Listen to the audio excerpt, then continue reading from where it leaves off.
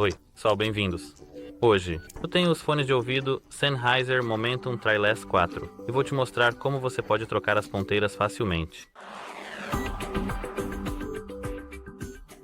Para trocar as ponteiras, primeiro você precisa tirar os fones de ouvido do estojo.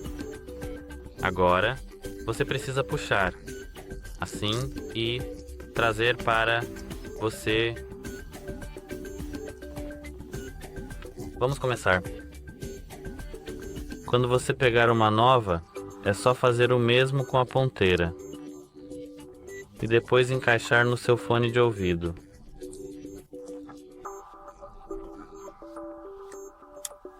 E isso espero que ajude você. Tchau!